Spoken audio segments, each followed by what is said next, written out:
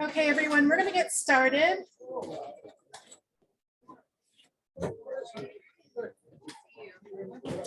Welcome, everyone, and thank you for joining us tonight.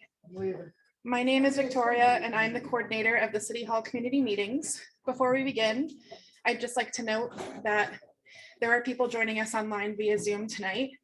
If you are on Zoom, live transcription is available for those joining.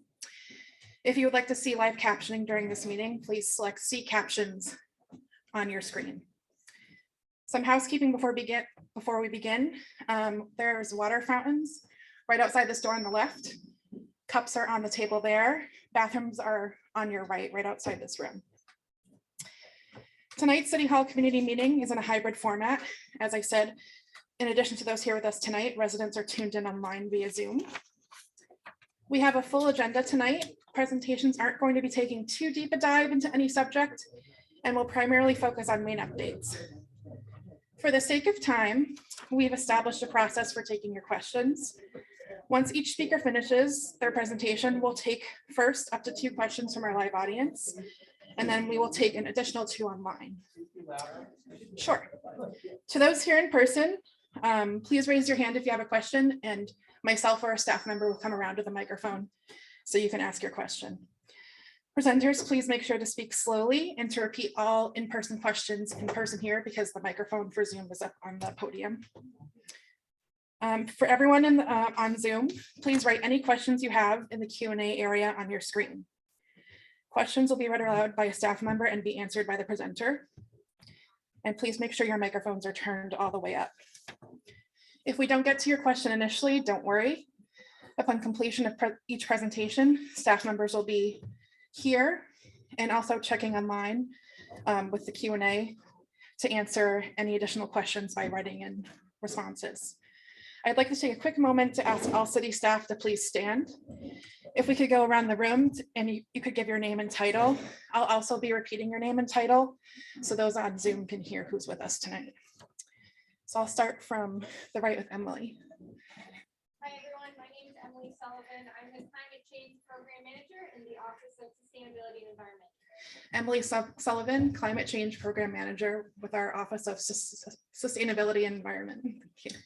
Good evening, Rachel Nadkarni, Economic Development Interim Director. Rachel Nadkarni, Interim Economic Development Director. Hi everybody, I'm Victor Nascimento. I'm a Senior Planner in the Planning Division specializing in long range planning. Victor Nascimento, Senior Planner. Malik Drayton, Public Space and Urban Forestry and Landscape Planner. Malik Drayton, Public Space and Urban Forestry. Good evening, Adrian Pomeroy, ADA or Americans with Disabilities Act Coordinator. Adrian Pomeroy, our ADA Coordinator. Good evening, buenas noches, Denise Molina Capers. I'm the Director of the Department of Racial and Social Justice, also part of the Mayor's Executive Administration. Denise Molina Capers, our Director of our Racial and Social Justice Department. Colin Ziegler, Environmental Health Coordinator, or RAT Czar, as you more commonly know me. If you have RAT questions, right here. Colin Ziegler, Environmental Coordinator. Hi, everybody. I'm Ashley Spiliotis. I'm the Director of the Council on Aging. It's nice to be here tonight. Ashley Spiliotis, the Director of our Council on Aging. Good evening, everybody. Nick Salerno, Elections Commissioner. Nick Salerno, our Elections Commissioner. Good evening, everyone. Jim Donovan, Captain of the Somerville Police. Captain Jim Donovan with the Somerville Police Department. Hi, folks. I'm Tom Galagani. I'm the Acting Executive Director of the Mayor's Office of Strategic Planning and Community Development. Tom Galagani, our Acting Director of our Mayor's OSPCD Department. Good evening, everyone. I'm Rebecca Wright, Engineering Division, Senior Project Manager of Streetscapes. Rebecca Wright, Senior Project Manager of Streetscapes. Good evening, everybody. My name is Brad Rawson. I serve as Director of Mobility in Mayor Ballantyne's office. Thanks for taking the time to do this tonight. Brad Rawson, Director of Mobility. Good evening, Charlie Breen, Fire Chief. Chief Charlie Breen from Somerville Fire Department. Brian Postwaite, Director of our Engineering Division. Brian Postlethwaite, Director of our Engineering Division. Oh. Sorry. Good evening, everyone. I'm Kelly Donato. I'm the Assistant Housing Director. If you have any housing questions, I'll be here. And Kelly Donato, Assistant Housing Director. Thank you all. Staff are here and ready to speak with you and answer your questions. Please go up and say hello. Or if you're on Zoom, please feel free to write in any questions if you have something in particular you'd like to ask. Around 8 p.m. this meeting will come to a close. If you have any remaining questions, we ask that you email cm@somervillema.gov, but I will repeat that later. All questions will be responded to in the coming days. For those in person with us, city staff will be hanging out after the meeting if you have additional questions and you'd like to have a one-on-one conversation. I do want to note that tonight's meeting is also being recorded and will be on the City TV YouTube channel in the next day or so. Thank you again for taking the time to be here with us tonight. I'd now like to welcome Councilor Davis to the podium. Thank you very much. Thank you, everybody, for being here. I'm so excited to see all your faces again. It's been so many years since we've been here in person. So happy to have these back, these community meetings. We won't call them stat anymore, but it's a new format, and so I'm excited to see how that works out as well. I'm not gonna say much else. Just I'm thrilled to see you all back here in person, and look forward to hearing from the administration and answering your questions. And with that, I'll hand the microphone over to Mayor Ballantyne.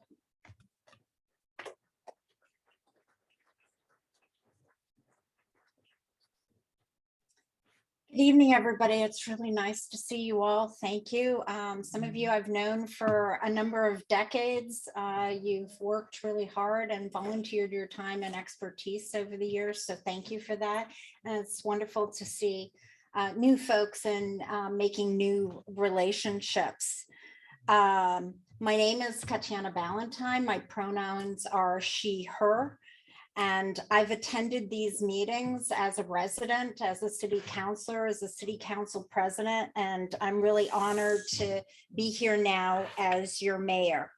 And as the good councilor mentioned, these were known as Resistat meetings, but we heard too often that people didn't know what that meant. So it is City Hall community meetings. The City Hall is coming to you as a way to engage so you can hear what we've been up to.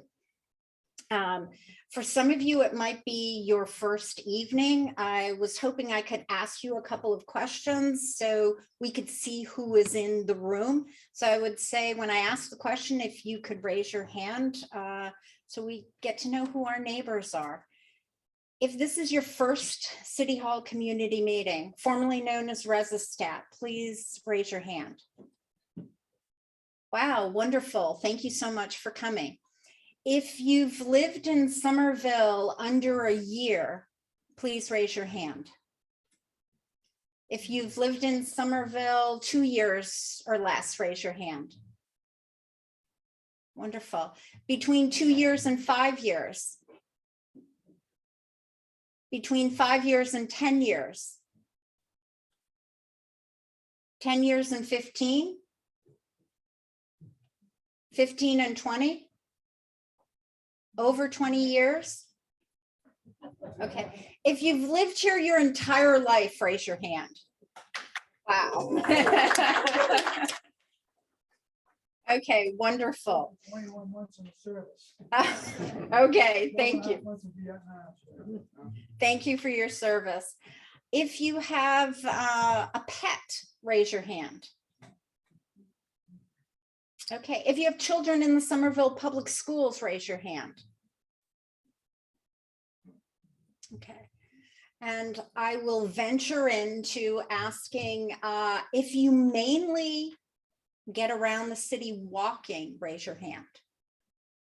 Okay, using a bus, raise your hand. Or public transit of some sort. Sorry about that, thank you. If you use your bike to get around. Okay. If you use your car to get around. Okay, great. So let me just throw it out there. Is there one question you wished I had asked and I hadn't? I'll take it from the audience. Anybody? Okay, we're all set. So I hope tonight provides you clarity on how City Hall is here to serve you. And it is also here to be a resource for you. The goal of the Ward City Hall community meetings is to provide information, access, and community. Information is a word we hear so much, and it's easy to forget how important it is. But the old phrase, knowledge is power, still stands. It is just as important that community members understand how we use city resources as it is for staff who do the work. To identify and act on current issues, we first must understand Somerville today. So let's zoom out and take a look at some of these facts. The city of Somerville is 4 square miles. In comparison to our neighbors, Cambridge is just under 7 square miles. Boston is 45 square miles.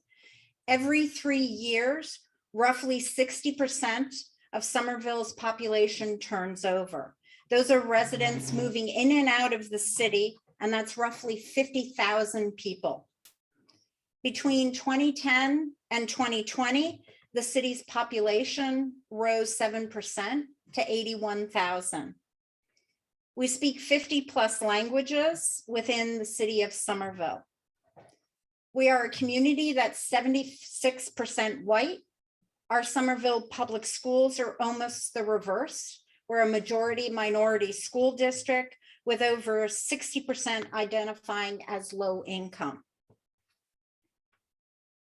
What else is going on? Jobs in Somerville have increased between 2011 and 2021 for a decade to over 8,800. Our financial resources have grown. 10 years ago, we were just under 185 million.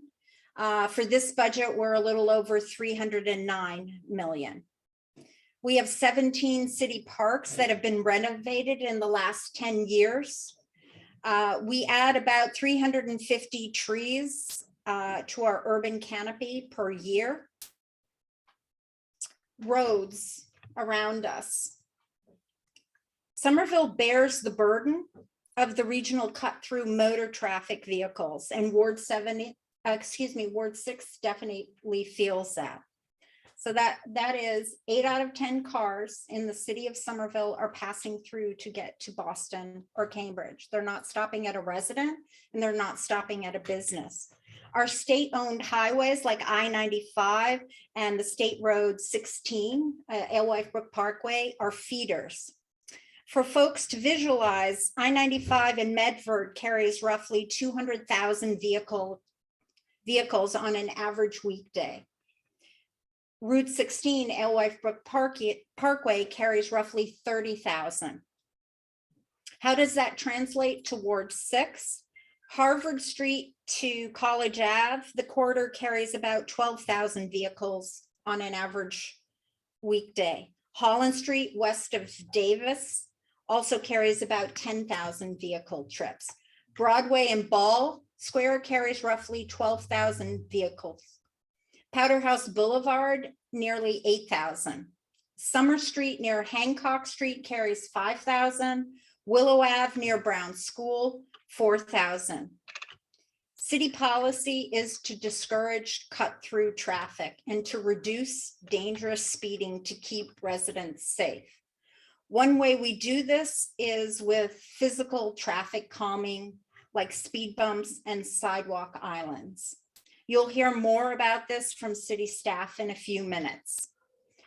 All these statistics are just a sampling that confirms significant changes from where we've been to where we are as a city. And it's up to us to act on what we know. These community meetings are a step in the right direction. They allow city departments to tell their story and for you, our residents, to keep informed. So access is the other thing. You know, access should be multifaceted and we take every opportunity to ensure it. So whether it's emails, whether it's newsletters, whether it's online meetings and in person, you know, we're coming to you because we want to give you every opportunity to have access to myself and to city staff. A main goal of the City Hall community meetings is to prioritize residents and center the conversation around you. Everyone speaking tonight, myself included, is available to speak with you one-on-one. Our job tonight is not only to inform, but to listen. As our community is changing, I'm establishing systems that give residents access to help shape the change around them. Job seekers and neighbors need access to city planners and private developers. Youth need to be heard by our schools, city, and by adults. Historically underrepresented voices need to be sought out and amplified in all our shared decision-making. Longtime residents and newcomers must have opportunities to find common ground on our shared goals and priorities. Access is also rooted in affordability, which is created not just by housing, but also access to good jobs. It's the ability to live, work, and do business in Somerville. It's the ability to walk, ride, roll to civic opportunities safely and easily, or to participate virtually. We're working to connect people. This past spring, I hosted a forum connecting developers with unions. First of its kind for a mayor to host such a forum, building on what I did as a city councilor. We see the buildings and the change going on here. So we know that the construction is in process or it's in the beginning processes. So again, everybody should have access and introductions to one another. Last week, I invited in more than 60 Somerville nonprofits to deepen our work to aid them in their service in our community. And I'll continue to host these forums twice a year in the spring and in the fall to connect groups to develop relationships and opportunities to create progress for all. So our community.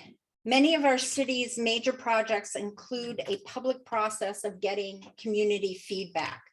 City Hall community meetings are also a vehicle for residents to meet, talk, and come together on issues that matter to them most. Residents like you played a key role in the development of our strategic plan. It's called Summer Vision.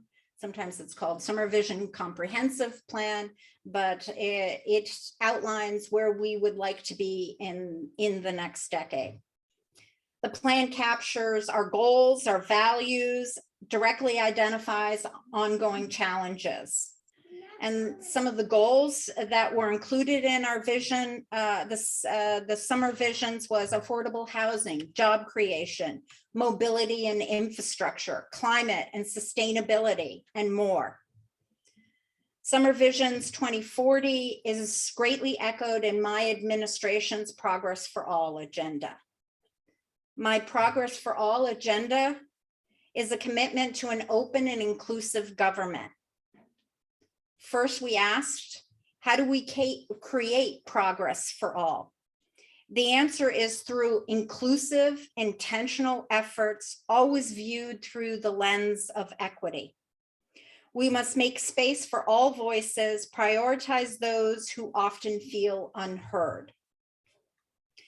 Progress for all begins with listening and understanding the concerns.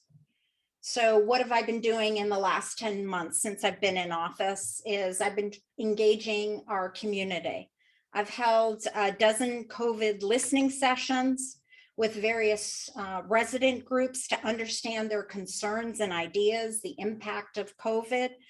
I've also, put a call out for a participatory budgeting working group to help us allocate $1 million to our city budget, which is the first time the city has ever done that.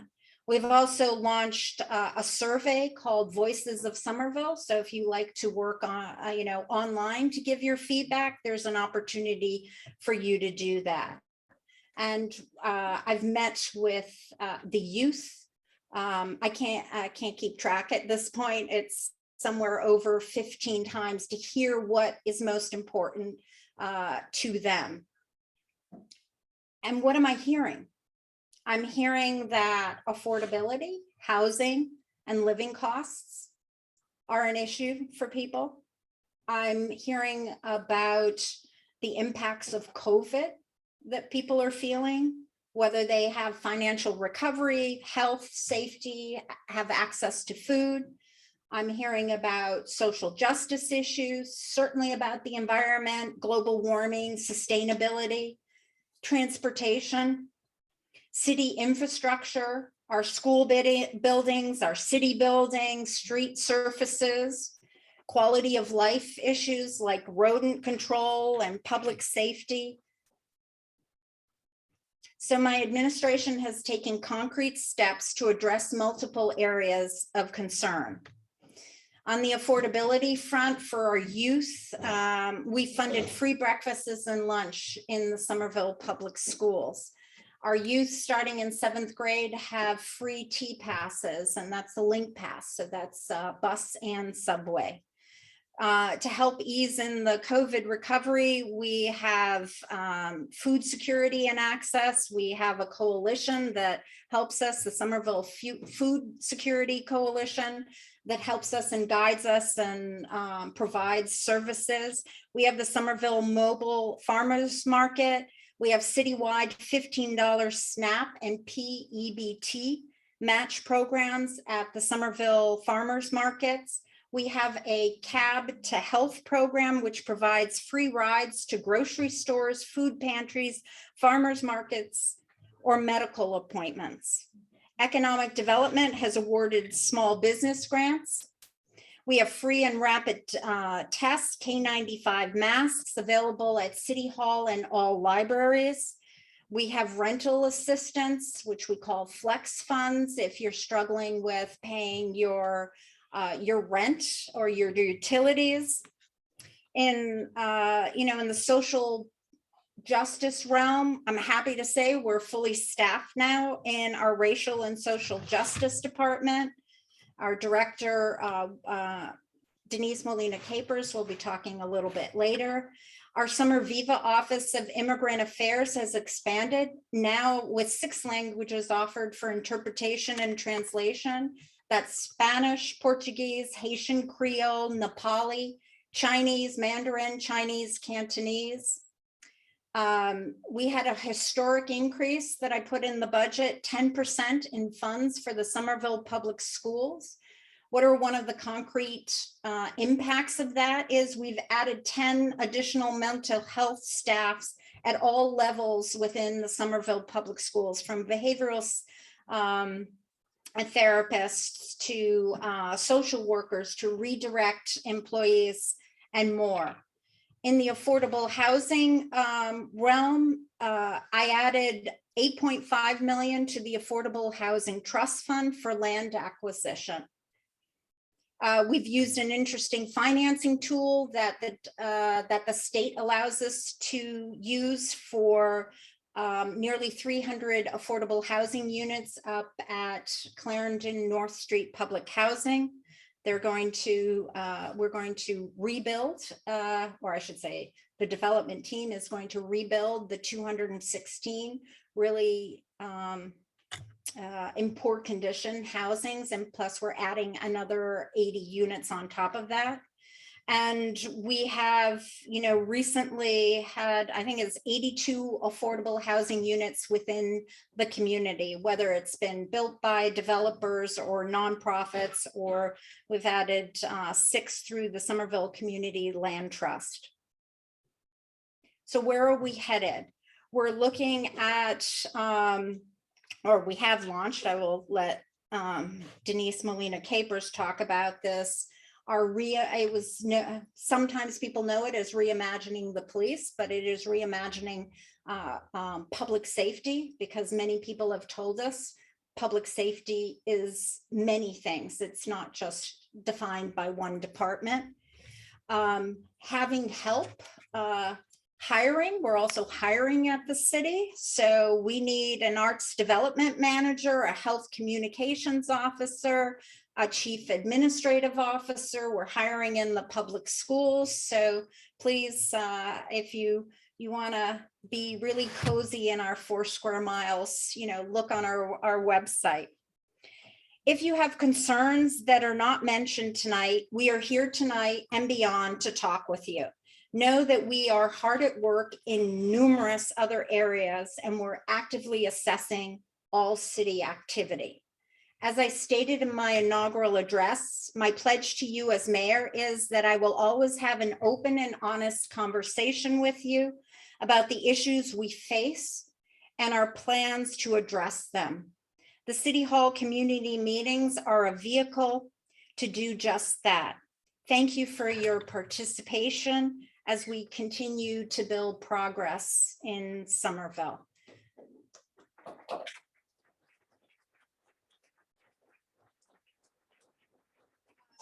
So I think my instructions are, I'm happy to take a couple of questions now. And if there's any online, let me know. Otherwise, I can pass it on to the next department head, but I am here the entire evening. So feel free to ask me anything. Yes. Yeah. At Chapel Street, and I've been concerned for quite some time about the public health preparation for the overflow of biotech into Somerville. I have friends, neighbors, family who are in the biotech industry, so I'm not the least bit hostile. But I noticed that in Davis Square, there is a proposal to put a level 3 lab, that's things like tuberculosis, botulism, COVID, influenza, at the corner of Grove and Elm Street. And I'm concerned that there's been no public health representation, no public health input into this process as yet. I'm also concerned that our ordinances have a few loopholes that a clever lawyer can exploit to put marginal projects as a substandard from a public health point of view. So I just want to call that to your attention. Thank you for the question. You have the answer. Awesome. Oh, so the question was, so there's actually 2 buildings that are being proposed for Davis Square that, as many of you may know about. Both are, the building type is a lab building, which is different than the actual use. Lee is correct that there may well be a lab use in there for a variety of reasons, including folks tend to come to work at lab buildings more than they do at office buildings these days. So it certainly wouldn't be unexpected for that to be the ultimate use that goes in there. We did recently update our biotechnology ordinance, but Lee has provided me with some input that I think is worth looking at, and I have been looking at. So I think it's likely that we'll be updating that, or at least I want to take a harder look at what you've proposed, Lee, and make sure that there aren't any loopholes, because some of the language you pointed out, I think there's some merit to that. So we certainly, in our Committee on Legislative Matters, once we sort of focus on the exact language that might need to be changed, and we work with our subject matter experts here in the administration, we'll take a look at that and and close those loopholes if it makes sense to do so. So totally listening to you on that point. And I think you got some good input there, and we'll keep that conversation going. So no, neither the building, so there's no active permit for any use right now, but both buildings are in the permitting process for construction.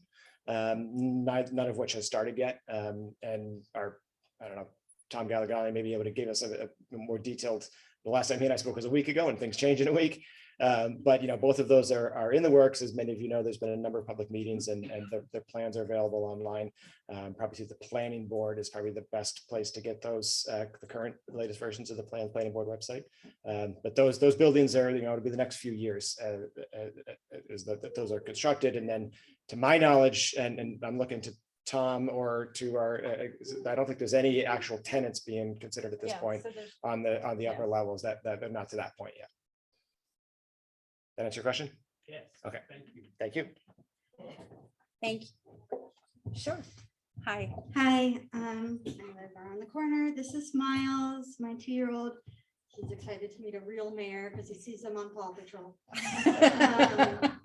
So my question is, I was asked to be part of a letter writing campaign that was to convince the city against having some sort of safe use clinic or medical clinic for that community in the church next door that's not being used currently. And I did not sign up for that letter writing clinic and didn't know how to express support for it. And I just, as a member of the daycare down the street and someone who lives around the corner and that church is right there, I just really want to know, can we make an effective use of that space? And can we get some medical care for the people in our community, if we're being inclusive, are really not being included right now? Okay. So are you talking about the church that we own, that the city owns on the corner of Morrison and College? Yes. So, yeah, so right next door, there is not, so the city owns some assets. There's nothing being planned for that at this moment. We don't have an RFP going for that. There have been, are we talking about safe consumption? Okay, thank you. I think that's the bigger question. That is the bigger question. So we did a study in our community on the possibility of opening a safe consumption site. In that report, which was led by Fenway Health, it gave some recommendations of what to do and where potential locations could be at the city. In the report, it also said that there needs to be a community process once a location has been discussed. At this point, what we're doing is the advisory committee has met with my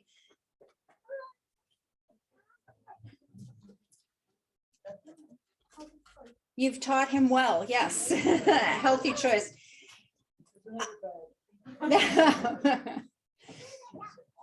They have, there's going to be more community process on that to identify what the location is, and the advisory committee is helping us define the next steps.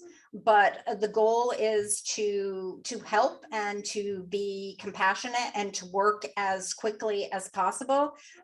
So I will say that there are some hurdles with supply chain management if we're thinking about using any type of modulars during the time. We're also trying to be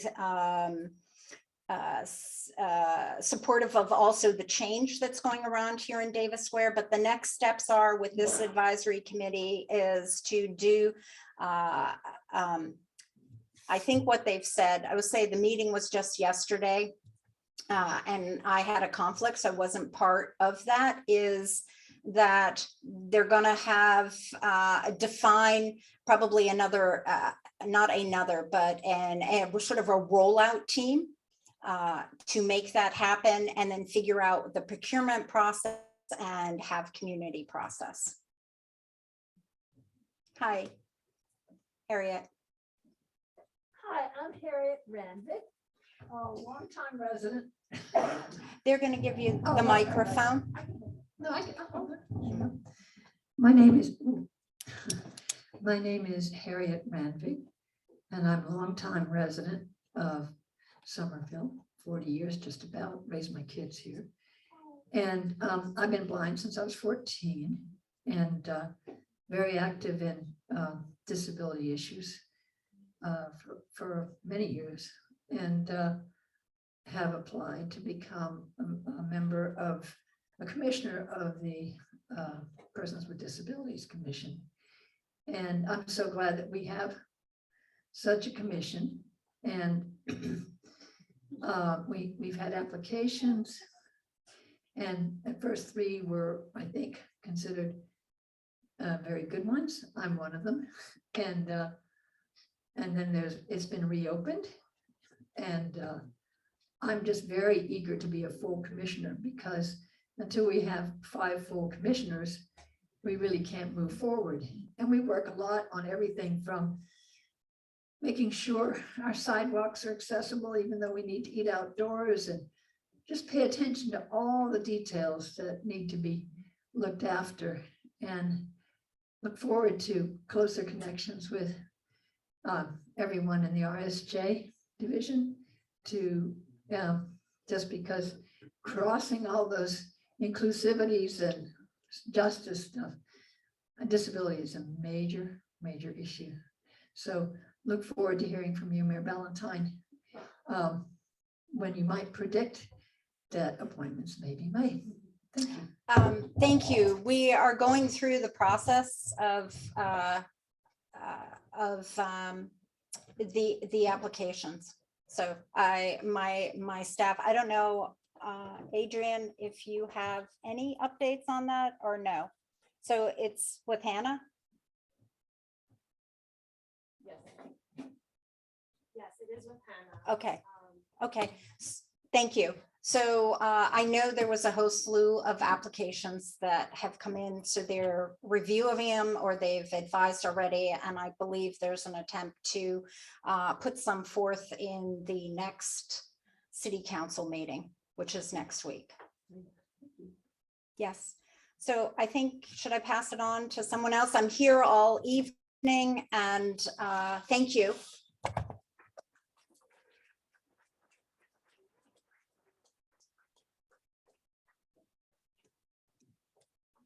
Hi, everyone. I'm Emily. It's nice to see you here tonight.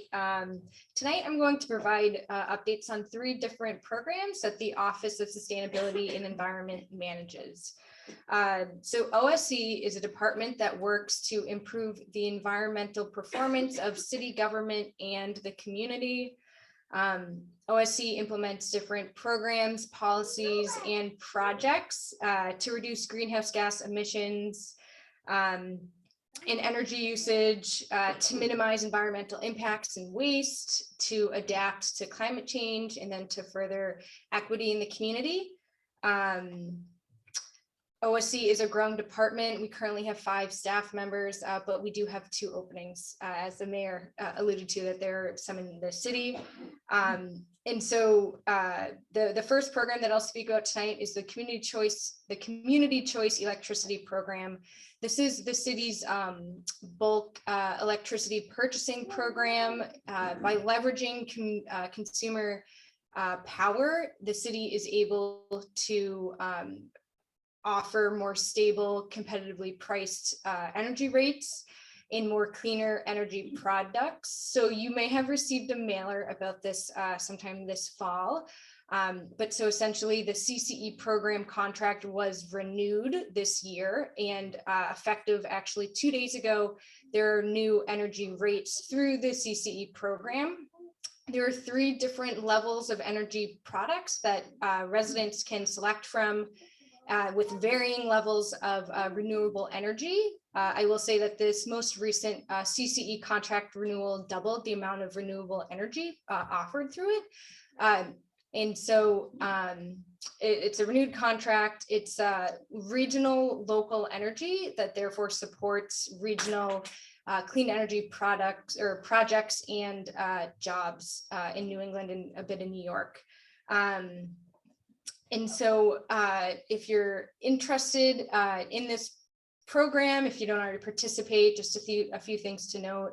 The CCE program, no one will ever reach out directly to you or like knock on your door or call you unless you reach out explicitly to the program. So that's something just to be aware of. Renters who pay for electricity are eligible to enroll in the program without approval from their landlord. And you can opt out, you can change your electricity product whenever you want with no penalty or fee or anything like that. So participating in the CCE program is a really impactful and an easy way to take climate action. And another way that you can take climate action is participating in something called the Somerville Climate Forward Ambassadors Program. You may have heard about this program before. It started in 2019. We didn't have a program this year, but we're starting it up again for the 2023 program year. The Ambassadors Program is an opportunity for residents in Somerville who are interested in learning more about climate action to participate in a group setting where you learn more about what's happening at a global scale, a state scale, a local scale. We hear from experts on different topics of climate action, and then ambassadors have a final project that they work together on either in a group or independently, and then they kind of present it back to city staff, and it has opportunity to be implemented into some city programming. This year, a really big focus of the ambassador program will be the Somerville Climate Forward Update, which is the city's climate action plan. We're embarking on that update process later this fall. And so the ambassador program, which will start in January, will have a really good opportunity to work closely with that update process. So applications for the Climate Ambassador Program will be opened later in November and open through December. Classes in the program will start in January 2023, and then the program will wrap up in June 2023. And I spoke a little bit about Somerville Climate Forward. So like I said, that's the city's climate action plan. We'll be updating it over the next year. The plan was first published in 2018, so you may recall that process. And we're really looking forward to getting some good community participation. We want feedback on how the city's doing in terms of its greenhouse gas goals, greenhouse gas reduction goals, and climate adaptation. And so if anyone's interested in participating in any of the programs that I discussed tonight, I'm happy to help you sign up for them. And if you haven't already, I do recommend that you subscribe to the Sustainable newsletter. It's a great monthly newsletter that can help you keep up to date on what's happening in the city related to climate. So thank you. I will take a few questions if anyone has them, but I will be here for the rest of the evening too. My name is Frank Lee of 5 Lester Terrace. And my question is, for this community choice energy, are there any power sources or any suppliers that are wood fired in any way? Yeah, so the question is regarding, sorry, there's feedback, regarding the community electricity program. Are there any wood burning fire electricity sources in that plan? So from my understanding, well, I'll pass this off to Larry. He's a member of the Commission on Energy Use and Climate Change. Larry, do you want to pop up here? Very convenient to have you here tonight. Thank you. This is a quick answer. No, there's no biomass generation. Thank you, Larry. Thank you, Larry. Yes. Good question. Other questions for Emily? I have a quick question just on the community energy program. You mentioned there's a new contract. I'm too close to the speaker. Oh, yeah. You mentioned there's a new contract. If people had signed up or opted out before, do they have to do anything, or they roll right into the new contracts? Good. Another great question. So the question is for the CCE program, if folks have been previously enrolled, do they have to do anything different now that the contract has been renewed? The answer is no, you're automatically rolled into the new contract. So there will be new rates. You should have gotten a mailer about the new rates in the mail. So no, you don't have to do anything. Thank you.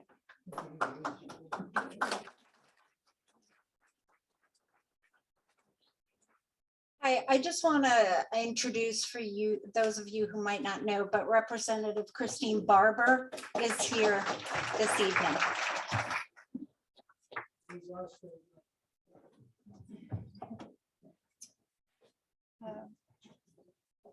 Victor and Brad, you can come on up. Brad or I was first, but I will. You're first. Okay. Hi, everybody. So as I said earlier, my name is Victor Nascimento. I'm in the planning division and working on a lot of our neighborhood planning. I want to give you a quick update on the status of the Davis Square Commercial Area Plan and a little bit of context. So we had a Davis Square neighborhood plan previously that got delayed primarily because of COVID and the priorities associated with it. That also gave us a little bit of time to do some further analysis on additional feedback we received, but particularly on the impact that COVID had on businesses in the square. Some structural things that happened in the square as a consequence of it, like a lot more outdoor dining, a lot of businesses struggling, some finding creative ways to adapt. And so we kind of went back to the drawing table a little bit to include all that information and make sure that the plan captured it. We also changed the focus of it a little bit more to the commercial core of the neighborhood. And as a sort of broader context, the city's comprehensive plan that the mayor mentioned earlier, Summer Vision, talks about areas that we want to transform, enhance, and preserve. The Davis Square core area is an area we classify as an area that we want to enhance, meaning we think the square works and it's a place that people love. And so we want a better version of it rather than something that's totally different. And we think of the residential area around that core as areas that we want to preserve as these sort of residential neighborhoods that exist today. Right now, the status of it is we are doing a lot of internal research and analysis of different things we can do, particularly to improve the public realm, which provides businesses sort of an environment where they can thrive. We also have done a lot of carried out a lot of conversations with local businesses. We really wanted to hear from them what in their view are things that we can do to support them better. And a lot of that is in the plan. So without giving you too much of a summary, since it's a work in progress, I'll give you a quick timeline. We are planning on releasing this publicly to folks about mid-January. And then we're going to have a community meeting just a couple of weeks after that to give folks a couple of weeks to look at it before we get together and talk about it. And our intention for that meeting is to really show you what we've been working on and get your feedback and go to the drawing table, back to the drawing table as many times as we need or to the extent that we need, based on the feedback that we receive from you as whether we're going the right direction or not. What you can do in the meanwhile is if you go to the web address there, that's somervillema.gov/Davis Square. That is our Summer Voice website where we keep a lot of our active projects. My email is right at the top of that page. I want to encourage anybody that wants to talk to me or has questions, concerns to email me. I will look through and am also happy to schedule a call with you and talk it over. I really want to hear from folks if you have any ideas. But as I said as well, once the plan is ready for public release, we will do a lot of engagement to hear your feedback about it, in addition to any one-on-one conversations that anyone may want to have with me about any particular issues. Thank you so much. And if anyone has a couple of questions, I am ready to take them. Any questions? What are the city's plans to preserve businesses that are being displaced by new construction?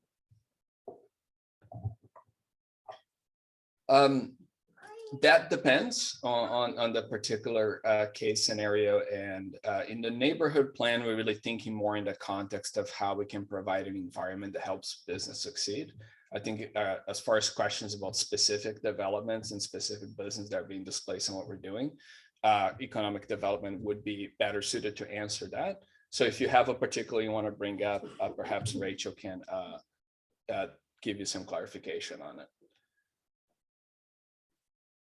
Any other questions?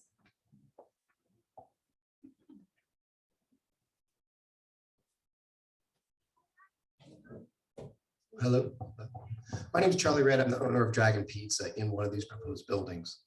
Thank you very much.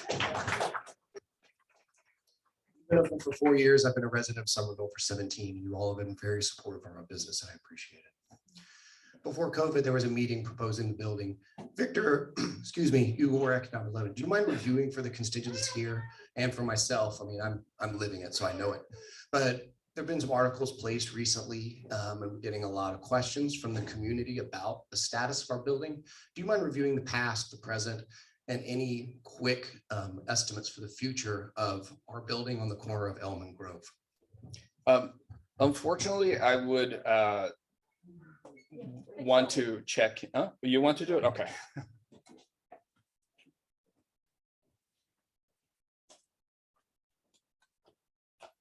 Hi, everyone. Rachel Nadkarni, Economic Development. I have my phone because I checked the dates with the case planner who was working on this project. So the project at Scape has been going through the permitting process. They completed that with the planning board on October 13th. After they get an approval, which they did on October 13th, there is a 20-day appeal period. That has just wrapped up in the last couple of weeks. That is part of why there has been some uncertainty about what the immediate steps are, because they were waiting to see what happened. As far as we've been told, we have not heard from the developer that they had an appeal. That doesn't, there could still have been one, but it may not have reached our ears yet if that happened. Understanding that they probably have not had an appeal, what that means is that they are going to be looking towards their future and construction. We haven't heard anything specific about dates yet in terms of when that would start, but their indication when they were with the planning board was that they would aim for spring of 2023. So not immediate, but also not that far away as well. Is there any follow-up? Did I answer everything, Charlie, or did I miss some things? Sure, it's just to share information with the community here. All information I'm privy to. Yeah, so that's where they are in terms of the timeline. Economic development, some of my colleagues were out walking around again yesterday just to be sure that we're checking in with all the businesses who are going to be affected. Most of the businesses do have a game plan for what they're looking for and what their next steps are going to be. We have not been sharing that publicly just because those are private decisions of those business owners. And so we want to give them that courtesy to make those decisions known in the way that they would like to make them known. But again, most of them have been, they've all been in talks with the developer about whether or not they would be coming back or not, and then what their game plan is going forward. From economic development end, one of the things that we can do to help is help them search for another location in Somerville if they are not coming back to that location. Oh, we're doing that? Yes. So yeah, so if anyone is not coming and they know they aren't coming back and they are looking for something else, we are ready to help them connect with brokers and figure out what else is out there to keep them here in the city. There was a follow-up here. And this is also a follow-up. It's a point of information. When you issue a permit, is it a permit just for the building or for the use of the building also? So the question was, what is the, when we issue a permit, what does that mean? Does that mean it's for the construction or is it also for the uses? Is that right? Yes. So the uses that are defined are very broad at the point where they're getting their permit in zoning. So it says things like ground floor, there's specifics, right? Around like the ground floor has to be retail, restaurant, there's a certain amount of arts and creative depending on where you are in the city. And then there's flexibility about what could be on the upper floors, depending on the type of building it is. But at this stage, most of those developers don't have all of their tenants identified. So particularly this was the question around the biotech use. They aren't, with these biotech buildings that we're seeing, they're coming in with a sense of what the market is going to be when they're ready to open 2 years from now, but they don't have tenants lined up yet. So we don't have a good sense at the moment of what type of lab use it might be. We're also seeing in some of our lab buildings a mix. Some of it is biotech companies, some of it's actually not biotech companies. Some of it's also green tech companies or other uses that could use that same kind of space. So we won't have a good sense in terms of the tenants, especially on the upper floors for a couple of years. Again, They have been reaching out to the current tenants to explore who might be coming back. And then there's also some specifics around like the dimensions and how that's going to work going forward. Can you refuse tenants who are going to do something that's bad for the neighborhood, or dangerous because of the biotech? So the second part of that question was, can the city refuse a company that's coming in that might be sort of detrimental to the neighborhood or where there's disagreement about its impacts? I think on the biotech side, I don't know the biotech safety ordinance super well that Councilor Davis was speaking to before. I believe there is an opportunity in that respect, but maybe not, and that might be the problem that we need to work on. And I will pass that over to Colin, who might have a better answer on this particular element, who's in our environmental health. Hi, everybody. Colin Ziegler. I'm sort of operating as the temporary chair for the Somerville Biosafety Committee, and it is to the discretion of the committee to determine whether or not we issue a permit or not. And it goes through a review process where members of the city staff, but also members of the community review it. We are looking for community members, so if you're interested, please reach out to me. I'd be happy to speak with you on how to serve on the committee and learn about all of the exciting work that's going on. But we want to ensure safety first and foremost. So thank you. Just to clarify, that's a permit for the particular use. Yes. Not the building. Not the building, it's for the use, specifically the biotech use if it's using rDNA or biological agents as defined by the NIH and BNBL currently. I wanted to clarify because there's two different permits being discussed. Oh, yes, this is specifically biotech. Thank you. A question back here. Thank you very much. My name's Jack Conley. I'm a lifer here in Somerville. I live here in Winslow Ave. I work on College Ave next to the T-Stop. I spent about 30 years as an elected official here in Somerville and have a pretty big concern about what's going on in Davis Square, or absolutely what's not going on right now. And Victor, I'm delighted to hear about this commercial area plan, but myself and quite a few people have been around Davis Square a long time, but very concerned about who's going to help restore the Davis Square community policing, help restaff the empty storefronts, and who's going to fix the crumbling crosswalks, the loose bricks, and the tree walls that are basically coming apart. And on top of that, no, wait a minute, there's some other thing. And a lot of these people, this comes from people here in Davis Square. And who's going to be part of the process to help the homeless and the urban campers who are across the street from the Somerville Theater, and who's going to help pick up those discarded needles that we're finding all too frequently here in Davis Square. It's pretty sad, to be quite honest with you. I'm in the square every day, and it's sad to see, and I hope the public health people looking at doing something, and that Safe Consumption Center, other those things are going to be discussed here. I'm sure we can do this pretty soon. And then lastly, how are the storefronts and the church services going to be assisted through the loss of parking? We've seen a couple of stores here in College Ave already close up, and the store owner said it's because of the fact that it's not convenient for people anymore to come and stop in the square, especially after coming out of COVID. So I'd like to know who's leading that effort, whether it's your department, Lance and everybody. Is there a special committee for how Davis Square is going to be restored to what it, close to what it used to be? I appreciate any wisdom, counsel, or when we can get together and discuss more of this, because I know it can't be answered in just 2 or 3 sentences. Thank you. Thank you for your question. I certainly share a lot of your concerns, and absolutely, I will be happy to talk to you more on these subjects, particularly as we get to a public discussion part of this document. Your question had a lot of parts to it that kind of different folks will know more about. But what I can talk about that we are talking about in the plan quite a bit is the conditions of the square, the public realm of the square, and how that influences both visitors and businesses. We are calling out in the plan to change our approach to maintenance when it comes to the square. We know that there is currently a lot of sidewalk infrastructure and crosswalk infrastructure that just really needs to be completely redone. We are also having a lot of conversations about prioritizing accessibility, which has been brought up earlier. One of the sort of conflicting and challenging parts is brick is often called out as part of the character of the square.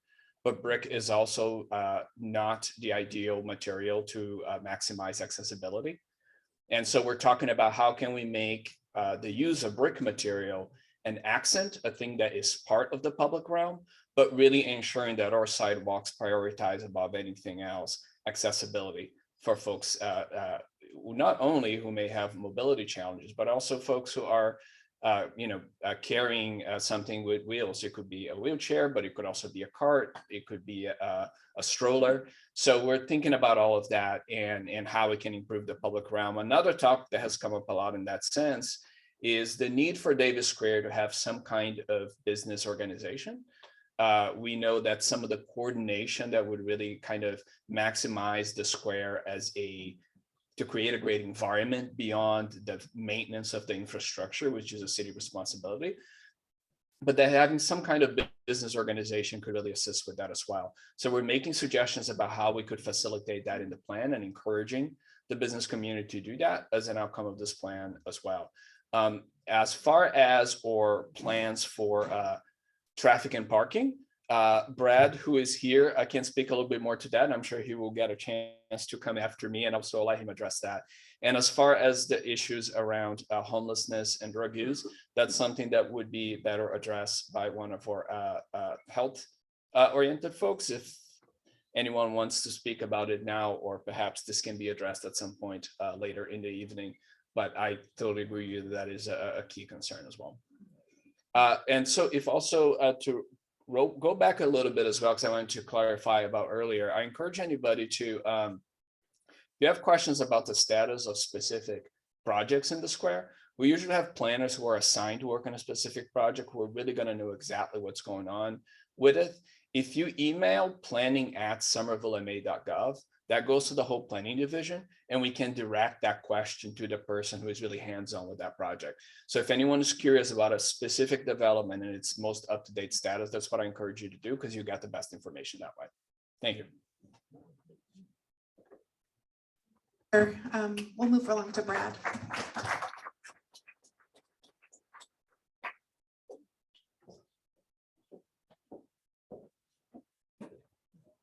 Good evening, everybody.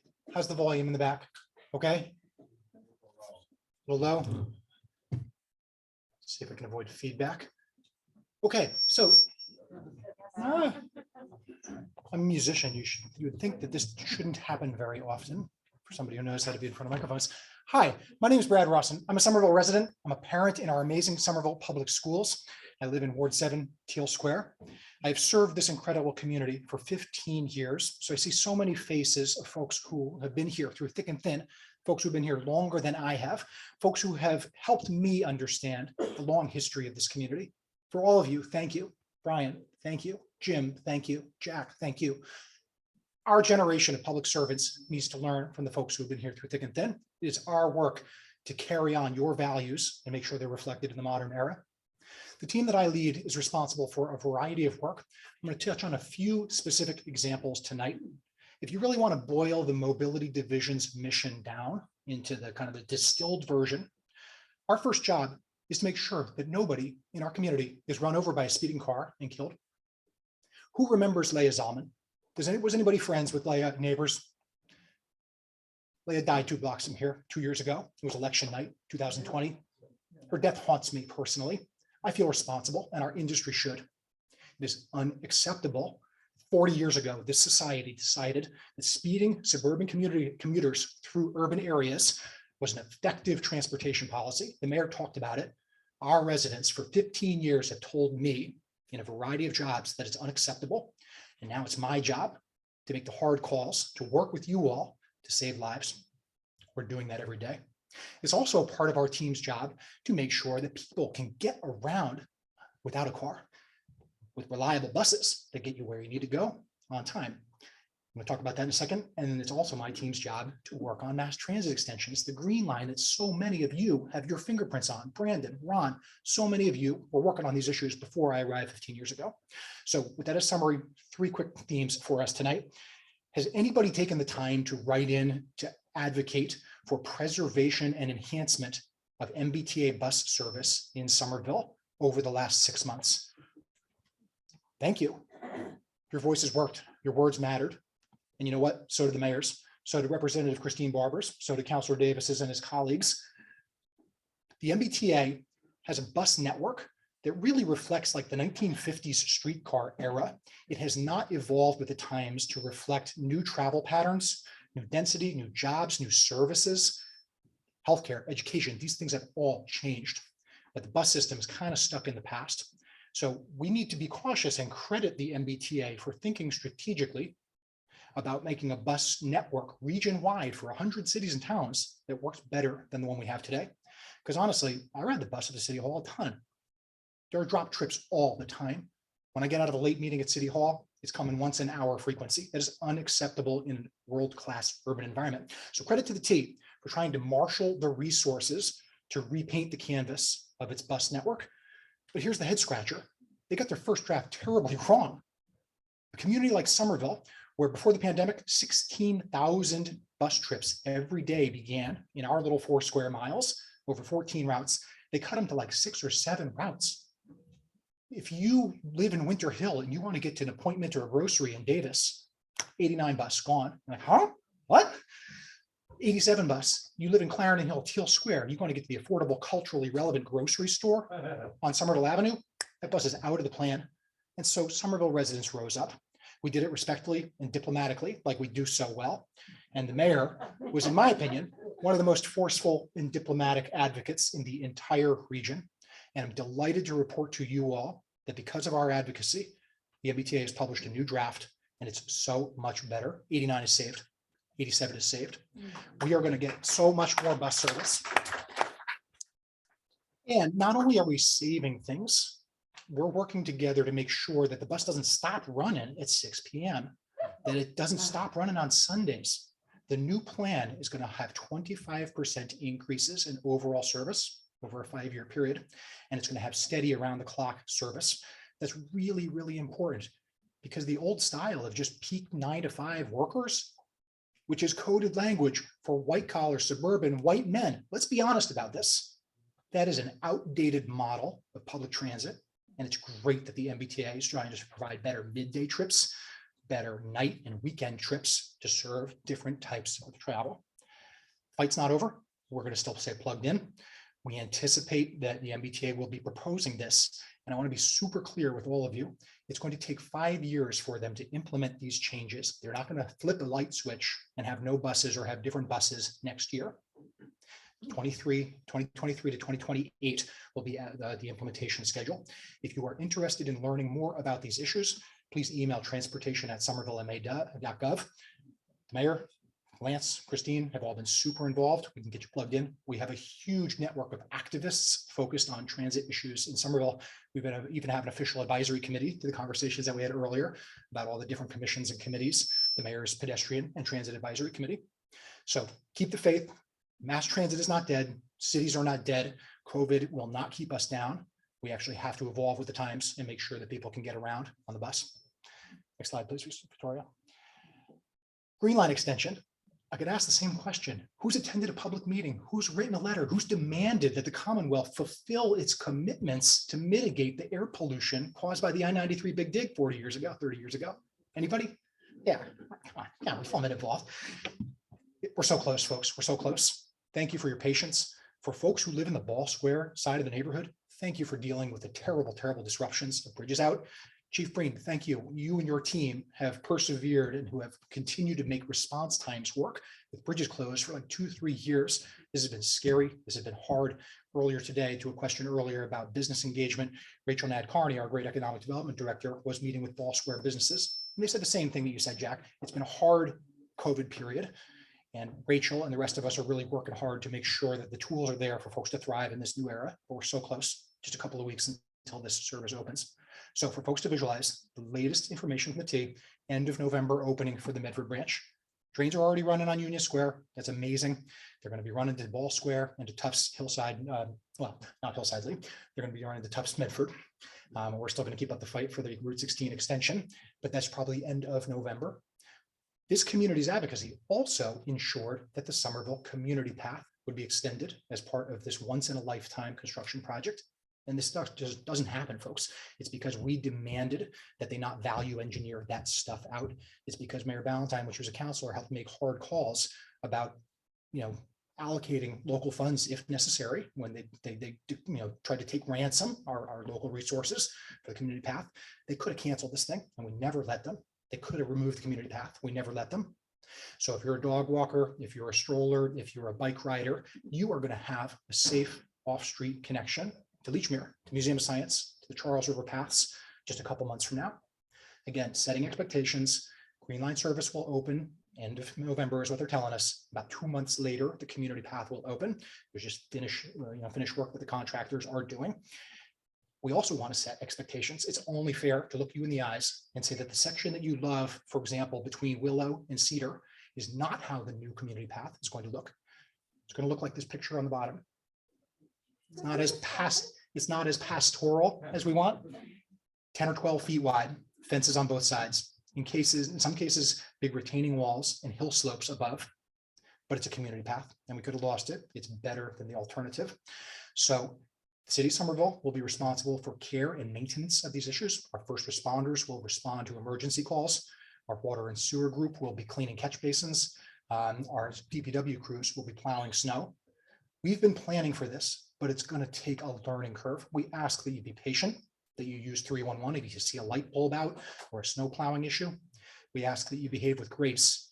We've all been working so hard, and yet there's going to be mistakes and lessons learned from this first winter. I really wish they were opening up in July instead of January, but we will persevere, and next year will be that much closer and tighter. Our DPW teams are amazing. They clear snow better than just about anybody, but this is going to be hard. Last but not least, station upgrades, safety, accessibility at Ball Square. You can see some of the shovels in the ground still, and that will continue. So I've clearly spoken for too long. Take a couple questions, but first and foremost, Holland Street, College Avenue, folks acknowledge that things are changing. Job number one is to save lives, period, full stop. Job number two is to make sure that we are communicating the whys, the whens, the details. If and when parking resources need to change for us to have curb extensions, pedestrian refuge islands, ADA compliant crosswalks, protected bike lanes, we owe it to you all to communicate how the remaining parking resources will best serve those who truly need them. That means ADA placards, that means people with mobility impairments, that means seniors, that means parents with children, that means business owners, that means commercial deliveries, first responders, MBTA buses. We are working hard to try to make sure that we can meet as many of those needs as possible, but we have to be very, very honest. There is less parking in Somerville's future than there has been over the last 40 years. And we are committed to making sure that folks who truly need it are prioritized for that limited resource. Construction is almost done on Holland Street. Our amazing Brian Postlewaite, Director of Engineering at Somerville resident, his team with Becca Wright, our awesome project manager, just building these raised crosswalks at Hodgkins Curtin Park last week. Pavement markings are happening for crosswalks, should be as we speak. So keep the faith, folks. There's so much being built in this city, sewer pipes, libraries, parks, streets. It's disruptive, but it's all to serve you, to make sure that our streets work for everybody. I think that's it for me. Thank you so much. I'll be here all night and handle questions as long as we can. Probably have a couple of questions. Can I just, because of the question that Mr. Conley asked earlier relating to Davis Square and Katjana. So 3 years ago, we had a plan to do a major overhaul of a lot of the damaged brick areas. Can you just talk to what happened, why that didn't happen, why it didn't happen in the interim, and what the plan is now? Because I think that's a question on a lot of folks' minds. Thank you, Lance. So the question was back to the sidewalk condition. It's actually a perfect segue to get my talkative self off the microphone and Brian here. Our teams have been working together to improve accessibility, and you can see some of the evidence at the main intersection of the square. So Brian, you want to talk about the work that we've been doing and what comes next? Sure. Everybody, I'm Brian Postlewaite, Director of Engineering.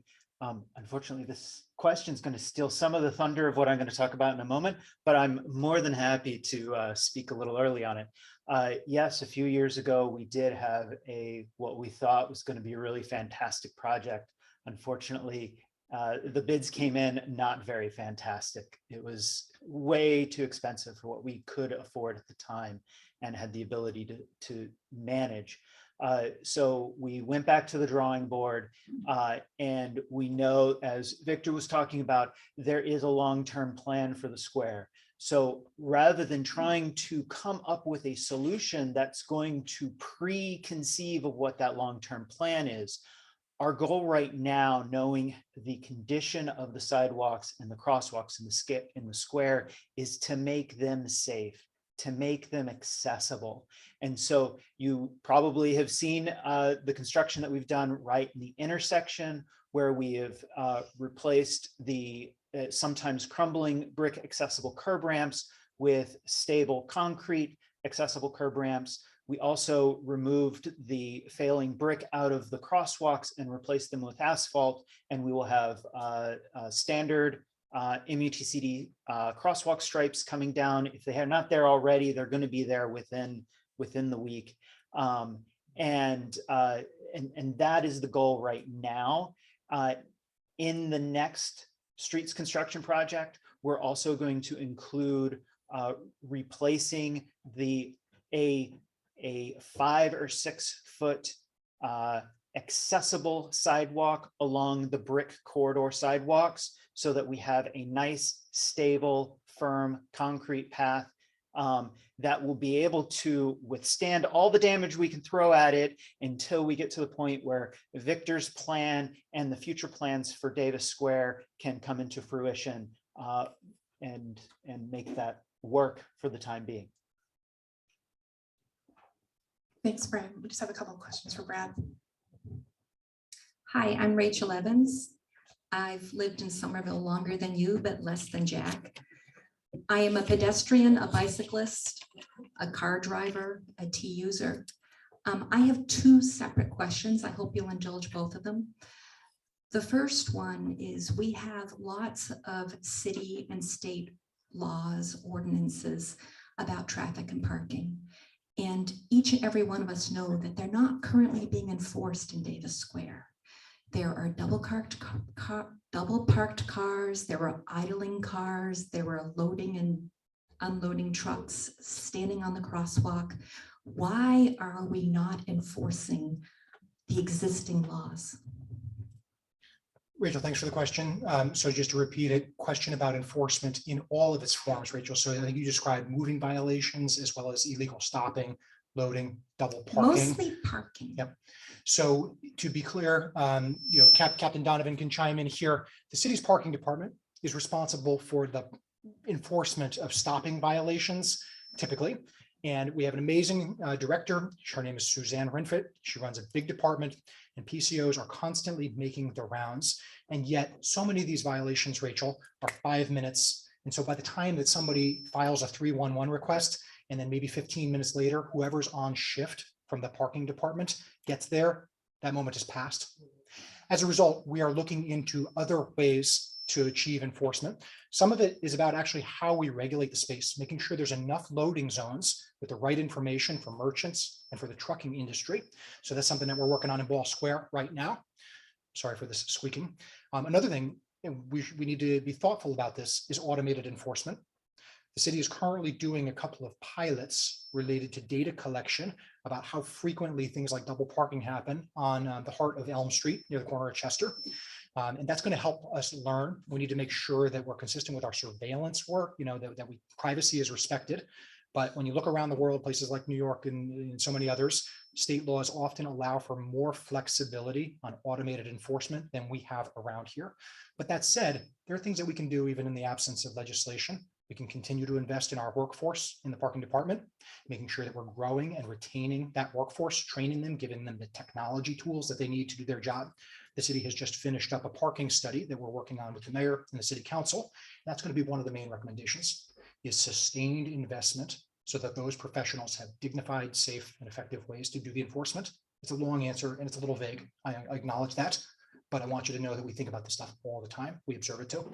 Can I just thank you, Beck? Can I just jump in real quick too? Because Rachel, I totally agree with you. And on the point of automated enforcement, so I chair the Committee on Legislative Matters. We just this past Tuesday, I put on the agenda, there's 3 items that sort of get to this issue. And we had a conversation about what do we have. There are state laws that we can adopt that will enable different enforcement mechanisms. And so we're working with the administration because it's something the council is very aware of as well. So it's as recent as Tuesday, we were talking about this exact thing and trying to come up with better ways of solving these problems.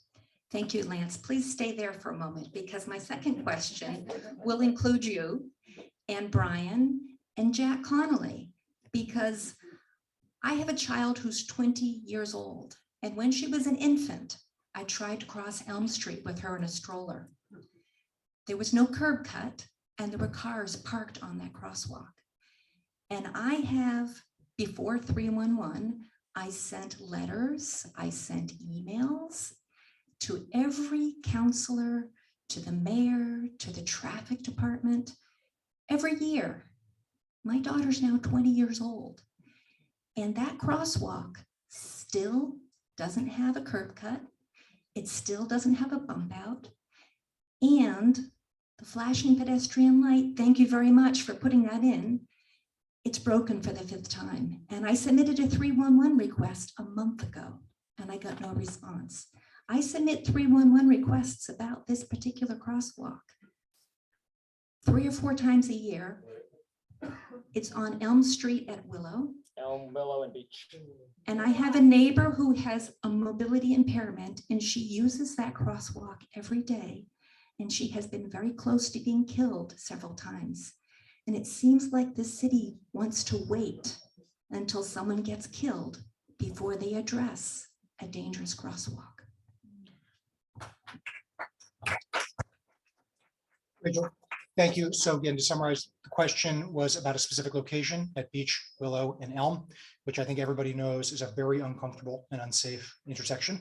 Lance has been advocating with us. We've been working with our partners in the city of Cambridge for quite some time to improve safety. But Rachel, you're describing a legal crosswalk without curb ramps. That is obviously unacceptable. And our city departments work every year to modernize and install new ones. Brian and I will take these notes and we will follow up and try to respond in good faith to that 311 order, even if the answer is design and construction will require this to be built next year. Okay, thanks. So folks, I've taken a ton of time. I have been told it will be repaired for 20 years. I have been told, yes, through many different directors of transportation. This stuff drives us nuts too. I feel you. I feel your pain. Thank you, everybody. We'll be around all night. We've taken way too long. It's time to get to the next departments out of respect. I'll be here until the last person goes home. Thank you so much.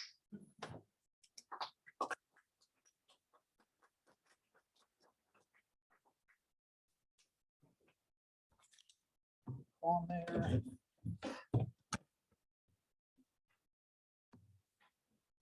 Try this one. I can't hear the buzzing, so if it comes up, let me know.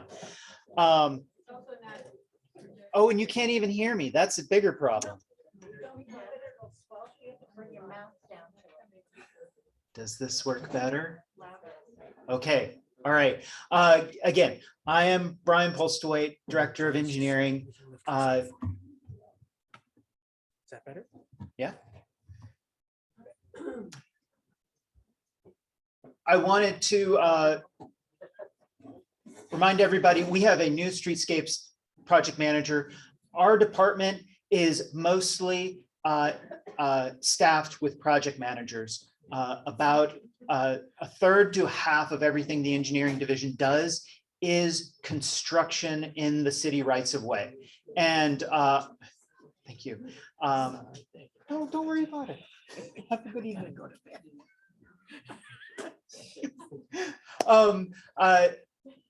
We have a streetscapes project manager, Rebecca White. Raise your hand. She does, will be doing all of the major street reconstruction projects, including the sidewalk work that I talked about earlier. And she is helping us pull together the last bit of work on College in Holland, and the crosswalk work that we've just been doing in the square. And so I really want to thank her for really bringing this project home at the end of the year. It has been very challenging to get everything done before winter comes, but I'm optimistically hopeful that we will make it and we'll have much safer streets through this winter and in for the next few years. I also wanted to point out that, so I already talked about the accessible curb ramps that you can see on the left that we just installed. This photo was taken before we replaced the brick crosswalk, which has now since been replaced with asphalt to remove any sort of tripping hazards and concerns of that like, and also to make it more maintainable and durable over the next few years. The second thing that I wanted to point out is that we have installed a number of speed humps through the city. Some people may have noticed that the last batch of speed humps weren't quite as effective as previous batches. We have since fixed that. And so you should notice that the speed humps are a little more effective at slowing you down. That is intentional. So thank you for driving slowly and safely. You should expect additional speed humps next year. This is a continuing element of our annual streetscapes projects. So these are intended to keep people driving safely, because as Brad said, one of our main priorities is to minimize high-speed impacts between pedestrians and vehicles. Part of the piece that we do to encourage that is pedestrian safety islands, such as the one that we have at Cameron, as well as the ones that we have at Kidder on College. They generally work in two ways. One, they slow motor vehicles down. Two, they make crossing the street easier. And the way they do that, especially for younger children like my kids, is that it allows somebody to look in just one direction and cross halfway, and then look in just the other direction and cross the other half of the street. So you're not having to find that that unicorn of a gap where there are no cars coming in both directions at the same time. So it helps make these crossings easier and more convenient for pedestrians. Next slide, thank you. We don't just do streets, we also do what's underneath streets. About 2 years ago, 3 years ago, we took a study of all of the water service connections in the city, about 20,000, and found out that about 450 of them had lead or non-copper water services. And so for the past 2 years, we have had a contract that goes out and replaces those water services all the way up to the meter. And we've been doing that to the tune of about 50 to 100 per year. And we expect to do another 100 this coming up construction season. We prioritize people who believe or know that they have a lead service and contact us. So if you have any suspicions or inklings, please let us know. The database is online. We will help you look it up. And if you're on that list, we will prioritize you for the next available slot in the construction schedule. And really important, this is a program that is at no additional charge to you, our water customer. This is grant funded, so this isn't out-of-pocket expense. The last thing that I wanted to talk about is flooding and combined sewer overflows. So we also work with our water and sewer system with our great water and sewer department. We manage all of the rehabilitations, all of and our approvals with DEP and the EPA. So what we're working on right now is finishing up a study that many of you may have attended, discussing the flooding on our streets in Somerville. And we have a set of projects that will be rolling out soon to help alleviate some of those. One of those projects will be in Davis Square, which is going to be located along Morrison Ave. It's the #2 project that came out of the analysis, and that should come up. You should see that in the study that should be released this month.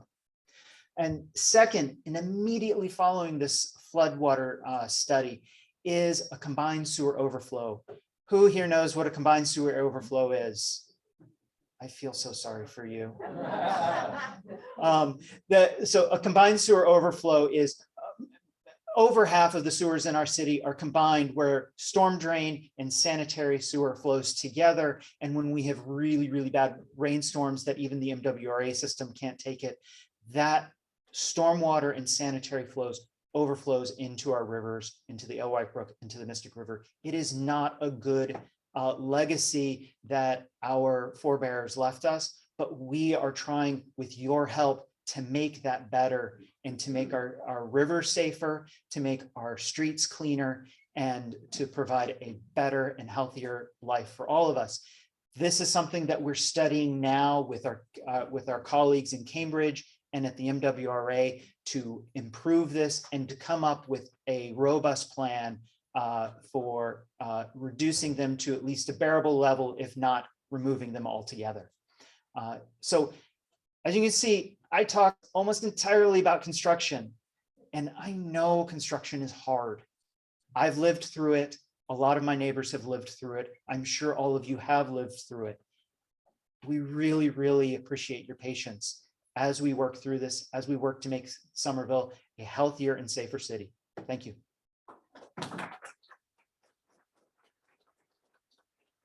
Take a couple of questions for Brian. Hi, I just wanted to clarify what you were saying about Davis Square sidewalks. I appreciate the crosswalks being fixed, but the sidewalks are a real mess, and I've nearly fallen and broken limbs as a result. The plan is to put a concrete strip on all of the commercial area sidewalks in Davis Square, and if so, during what time period? Ron, thank you. You are correct. Your interpretation of my explanation was spot on. The goal is to have a continuous ribbon, if you will, of concrete sidewalk that connects the entire square. Much of the square concrete, but the areas that are brick will have concrete. We don't intend to replace all of the brick, but where we can, but we will be replacing just enough so that we can get a safe concrete sidewalk path, primarily up against the business frontage, leaving the brick in between the tree wells. That's the goal right now, but we haven't fully designed it. What's the time frame? The time frame will be the next construction project, which starts in the spring of 2023, but that construction project goes through to the fall of 2024. So it's going to be in that 18 to 24 month period. I'll just pick the sooner the better because it's really dangerous. I 100% agree with you. Hi, whoa, that is loud. Eric Wilson, I'm on Liberty Ave. I really appreciate the effort to make the city safer, and I appreciate the efforts at calming traffic. But I think we've gone from a pendulum over here to these speed humps that are making it very difficult to drive around the city. If the speed limit is 20, shouldn't you be able to drive over a speed hump at 20? I mean, if you drive over a speed hump if you drive over a speed hump at 20, you're going to lose your dentures if you have them. It's bad. So they're so high. Like I drive a Prius, which about half the people here drive, except mine's all-wheel drive. So you can't. You have to go like 12 or 10. And I wish I didn't have to drive, but I have to drive to work. Most of these, or many of these, are not marked well. There's no sign on the side. When it snows, you're not going to be able to see them. And heaven forbid you have an accident and an ambulance has to come and they've got to drive over these. I mean, I think we've gone too far. They should be lower. They should be well marked. And I don't know about if they need to be quite as ubiquitous as they are, but maybe we've got a special deal on them. I don't know, but there are really too many of them at this point. So yes, we have been installing these speed humps, and we have been reviewing their efficacy, and we have noticed many of them haven't been as effective as they should be. They should be keeping you at or below a 20-mile-per-hour speed limit. It's not a minimum speed. So we do understand that some of our speed humps do require people to drive slower than 20 miles per hour. They absolutely shouldn't allow somebody to drive over 20 miles per hour. So that's a really hard a sliver to slice there. And so we do err on the safety side, not on the exceeding the speed limit side. We do completely understand and agree with your visibility concerns. And we can't get the thermoplastic striping out there right after the asphalt goes down. It has to wait a few weeks. So what we've been working with is putting down the tape that is sub-optimum, I agree, but it's the best technical solution we have until we can get the striping down.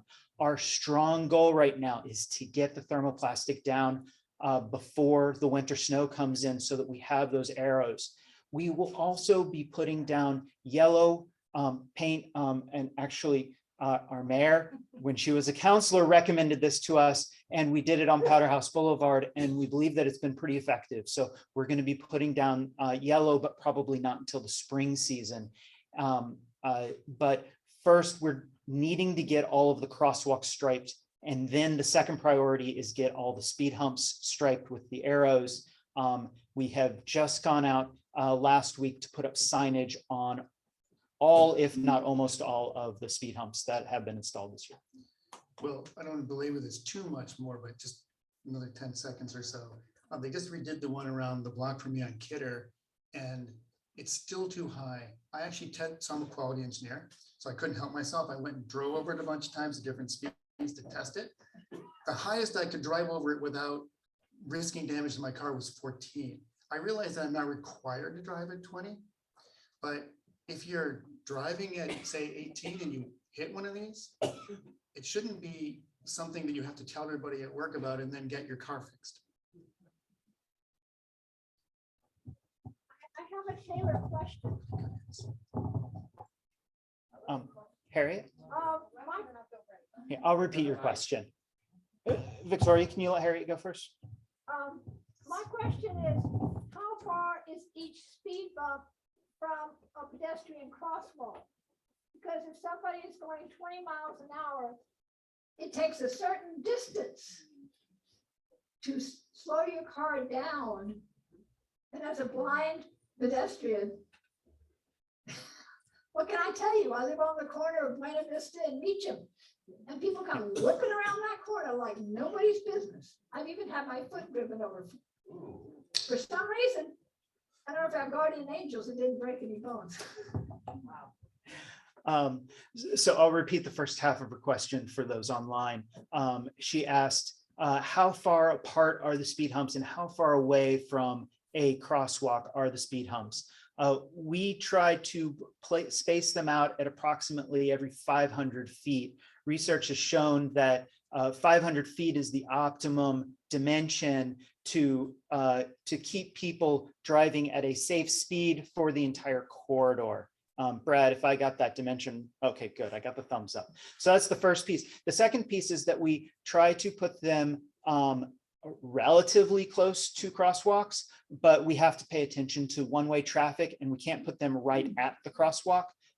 So it really depends on the specific street and how traffic is flowing, the hills that are coming in from either side. We have a lot of them in our city.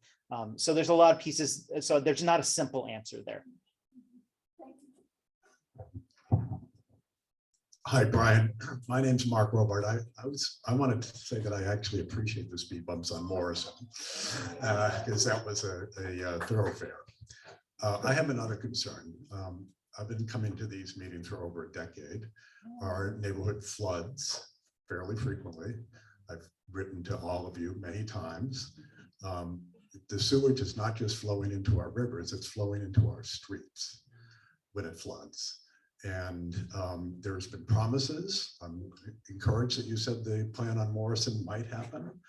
I do not want to be pushing up daisies by the time this happens. It's a third world system. People should not have sewage in their streets, should not have condoms in their streets after a flooding rain. I really want something to happen. I couldn't agree more with you. When I can't tell you when, that it requires a large amount of conversation with the mayor, with the council, and but we do have a plan. We're finishing that plan. We have presented the plan, and the next step is to move forward with prioritizing funding to make that plan happen.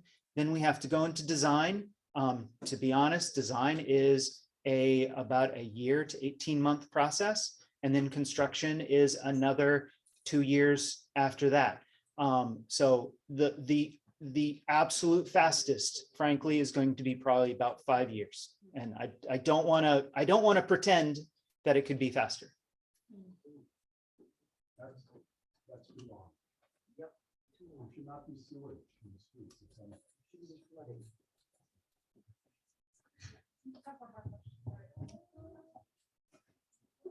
Hi, I'm Kate Beal. I live actually not in your ward. I live in Ward 3, and that was a great meeting at the high school.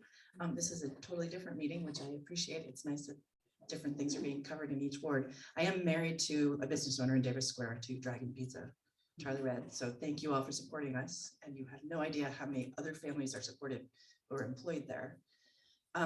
My question just goes back to a question, but you can probably quote it far better than I can. I think the data speaks so clearly to why the speed humps or bumps, which the signs are different in different neighborhoods, why they're important and at what speeds, what bad things happen. Can you quote that? I know there's a graphic that's come out.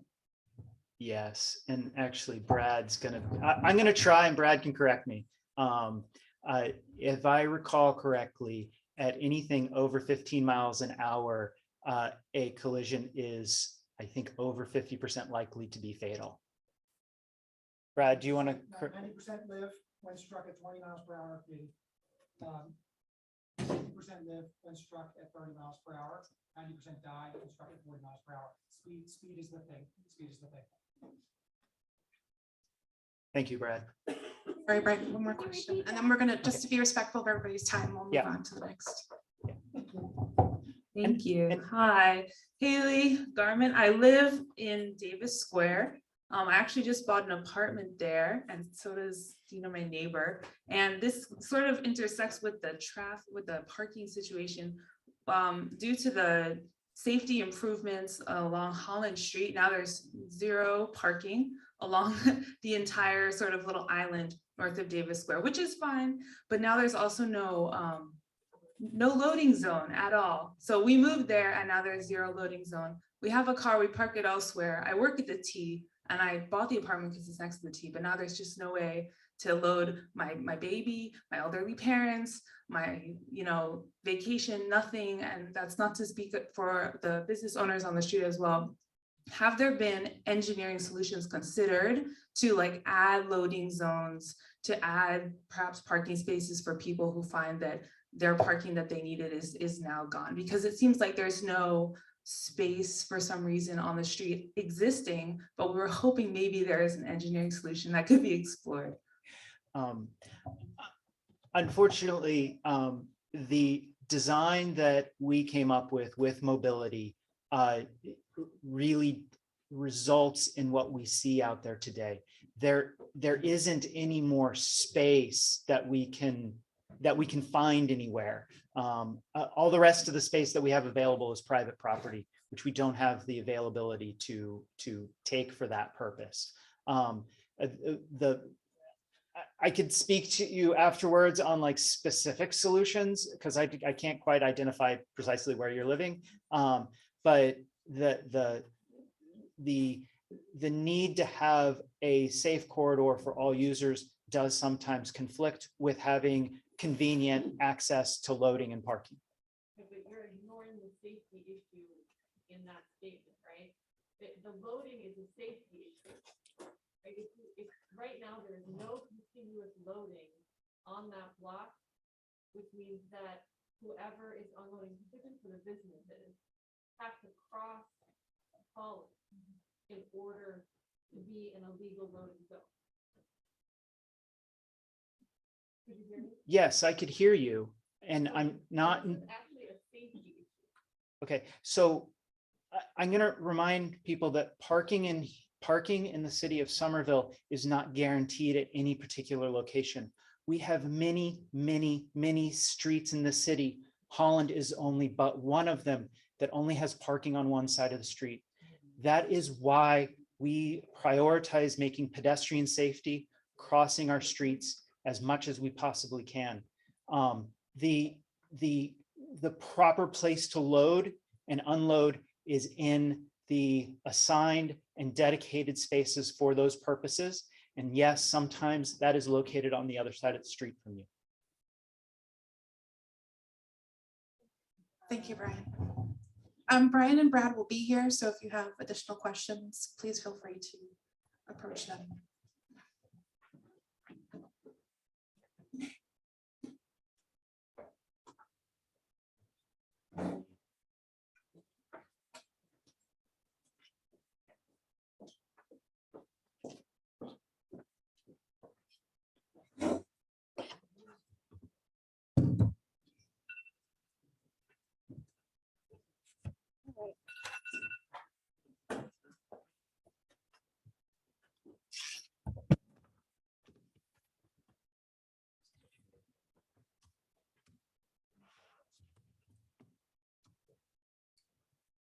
Good evening, everyone, again. I know it's late. I'm good at being quick as a former teacher. All right, so the Department of Racial and Social Justice, although we're known for the initiative around public safety for all, our general mission and why the department was created in the first place is because we lead Somerville's efforts around equity. We collaborate with city departments, constituents, and stakeholders to eliminate the institutional and structural systems that create racial inequities, social disparities, and other social injustices as it relates with all city services in Somerville, both internally and externally. So we were established in 2021, and from this time, as the mayor mentioned, we have continued to build the department's capacity. More recently, we welcomed new staff members, RSJ Coordinator Amanda Najim Williams, Community Engagement Specialist Leonor Galindo, and Public Information Officer Hawken Brooks. We have an RSJ Youth League that started a study last year with Somerville youth to collect data on youth perceptions of social justice in the city and their concerns and thoughts around public safety. With this study, there will be a design for an official RSJ youth cabinet, which will give the youth a place, a seat at the table to be able to lean in and help us make official decisions around policy for the city. These RSJ Youth League members will be presenting their findings publicly, and we are very excited to support them in this year-long project that they have worked on. The RSJ department has also been continuing training around what is known as PFA, Psychological First Aid, in collaboration with SOYA and Somerville's Office of Immigration Affairs and the Department of Health and Human Services. We have hosted now 4 free psychological first aid training sessions to city staff, frontline workers, and community leaders such as yourself that are well-informed and can be a resource for other community members. We have had over 100 participate in these meetings, and these follow-up training sessions have been an opportunity for those over 100 persons to continue to practice what they are learning in these training sessions. This is one of the ways in which the RSJ department is collaborating with the community, not just to get feedback from the community, but to involve everyone in our mission of the initiatives that we have within our office and provide the community with tools to do so. So the community also requested that we monitor the establishment of a system for reporting, investigating, and referring hate and bias incidences. We are in the process of implementing a case management system known as FileVine. With this FileVine case management system, we are going to be able to track any and all relevant information to the complaints, keep track of these cases, and also keep contact with those who have filed the complaints and can give them consistent updates on what is happening with their complaint and where it is in the process. What is formerly known as Reimagining Policing and Public Safety, and now known as Public Safety for All, because as we all know, public safety is not just about policing, it is also about public policy. It is also about your lived experience and what does it mean to feel safe where you live and work. So the staffing and operations analysis, we have completed the phases of initial meetings and fact finding, conducting the focus groups and interviews. data collection and analysis, and we are now in the process of recommendation development. The final phases of this will be the report development and finally to present the findings to the public. We have the Policing and Public Safety Perception Survey. It is published. It is available in 6 languages. We have somewhere in this room the QR code. We also have everywhere around in this room the hard copy. If you still need more, we are here. We will be here afterwards, and we can help you in whatever way you need to get access to this public safety survey. Yes, our czar. We are also in combination with the survey are conducting what we are calling community visioning focus groups. These have been ongoing since August of this year. Dates for participation are posted on our website. We are welcoming people to either join a group if you want to host a group because you have neighbors that you want to be able to share your thoughts with us with in a safe space. We will help you to host it, find the space, and prepare all materials and whatever is needed in order to do that. So please talk to us afterwards if you are interested. If you don't want to talk to us, you can also go online and register on the community visioning link. Civilian oversight, we are tasked with creating recommendations for what civilian oversight would look like in Somerville. This November, right, because it's November 3rd. This November, we are going to be announcing who are the official task force members that are going to be trained, informed, and knowledgeable about what a civilian oversight is, how it functions across different models, and what does it mean specifically for the city of Somerville, because there is no cookie cutter answer. There is knowing the data and the evidence and catering to what Somerville needs specifically. Finally, see, I'm quick. The commissions of the Human Rights Commission, the Commission for Women, the Somerville Commission for Women, and the Somerville Commission for Persons with Disabilities has an open call for 4 spots in each of these commissions, which will remain open until filled. Again, if you are interested, we have registration sheets so that we can give you a call and follow up on your interest to be a part of any of these commissions, which the RSJ department supports. And I will now render the floor to our ADA director. Thank you, Denise. Good evening. Thank you for extending and staying the evening. As I said, as Denise said, my name is Adrienne Pomeroy, and I'm the ADA coordinator with the city of Somerville, and just wanted to highlight a few things. In the spring, I decided I really wanted to first educate myself and the division on how much our staff knew, our city staff knew about the ADA and accessibility in general. So I conducted an internal survey and was extremely encouraged by the results, because the majority of our departments actually have to consider the ADA and accessibility in the projects and other things that they manage for our city. With that, this does inform professional development and training opportunities, which are part of my role. And I started that process last week with the Somerville Fire Department, who requested to learn a little bit more about having positive interactions and best practices with people with disabilities. The really wonderful thing about our first responders is not only do they respond to emergencies, but they just respond when somebody is in need, and they are firsthand able to see when somebody may be in need of resources, and that gets sent in varying directions. And so now they have a resource in me if they are to encounter folks with disabilities that maybe need some additional help. Ongoing, the next up will be our police department. And then finally, later this month, please be on the lookout for the ADA community survey.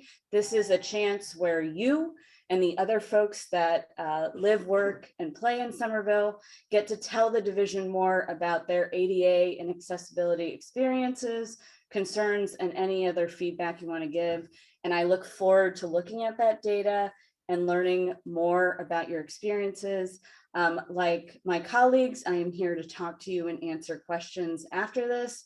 I can also be reached at ada@somervillema.gov if you prefer to reach out by email. Thank you so much. Questions for Adrienne or Denise? Okay, thank you both. Excuse me, I just have a question. Are we also taking questions on Zoom or are there no people participating? They've been No quiet. questions on Zoom. Thank you. That was a good question.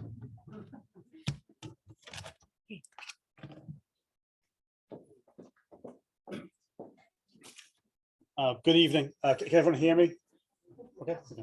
My presentation is short. I should be about maybe an hour and 15 minutes. So. Hence, it's you. No radio. No. I'll go over here. Oh, that's fine.